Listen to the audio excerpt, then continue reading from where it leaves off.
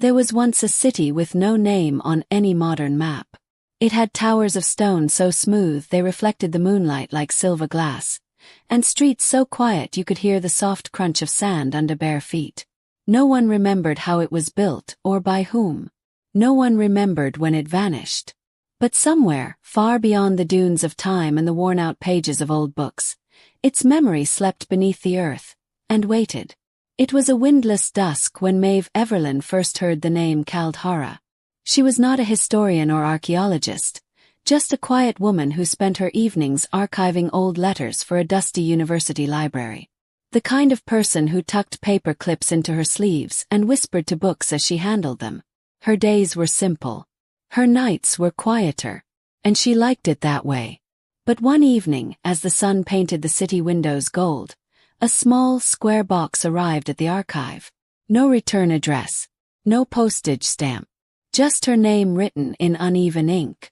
Inside was a bundle of parchment, wrapped in soft linen and tied with string. And nestled at the bottom, a single feather, deep silver like it had been dipped in moonlight. She unfolded the letter first. The ink was faded and the words slanted, as if the writer had been in a hurry or frightened. To whomever finds this, if you've received the feather, then the city has stirred. Its silence is cracking. I am sorry. No name, no date. Just a second sheet, almost brittle with age. On it, a hand-drawn map, full of strange curves, symbols, and one word in the center. Kaldhara, the forgotten city. At first, Maeve laughed. Prank, maybe. Or a literary experiment sent by one of her grad students. But the feather, she couldn't explain that. It shimmered in the light, not like any bird she had catalogued before. When she touched it, a faint warmth bloomed beneath her fingertips like a pulse. That night she dreamed. Not her usual fleeting dreams of stairs and locked doors, but something deeper, vaster. She stood in the middle of an endless plain of sand. No sky, no stars, just soft blue twilight that hummed all around her. In the distance she saw something rise, a spire impossibly tall and smooth, half sunk in the ground. And surrounding it, buried just beneath the dunes. Rooftops, buildings, city. But what chilled her most wasn't what she saw, it was what she heard. Nothing. No wind. No echoes. No breath of life. Only silence. Maeve woke before dawn. She didn't go to the library that morning. Instead, she packed a small bag, a journal, a compass, her grandfather's field camera, and she took the map. By evening, she was on a train heading east, tracing the cracked ink trails of the forgotten parchment. Every few hours, she took the feather from her coat pocket, just to check. It was still warm, still pulsing like it was guiding her.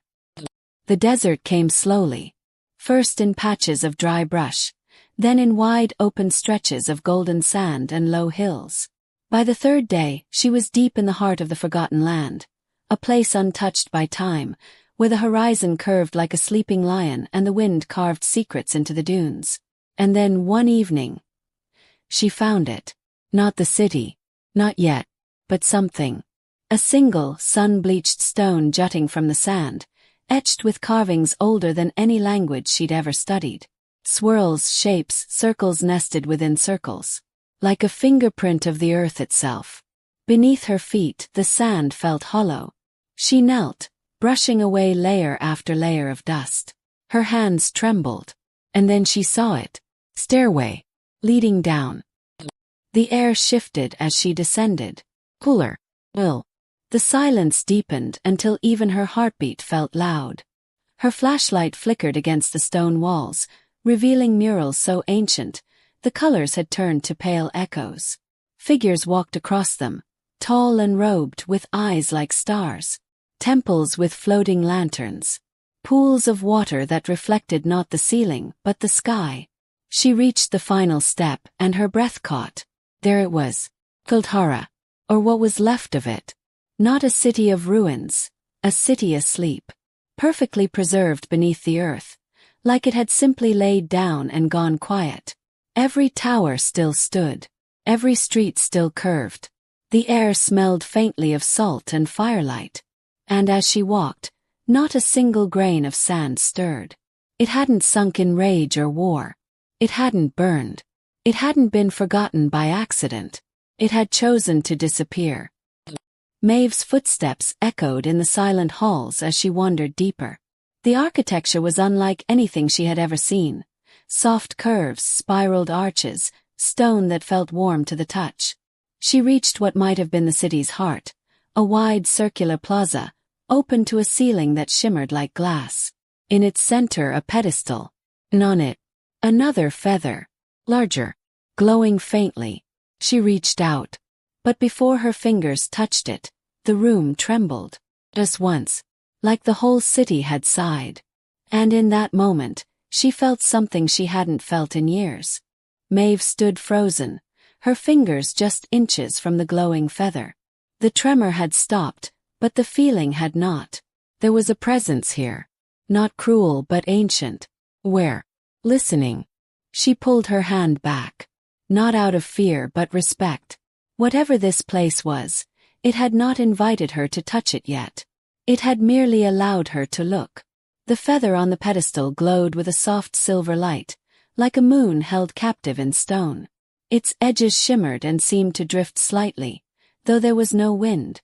The light pulsed once, then went still.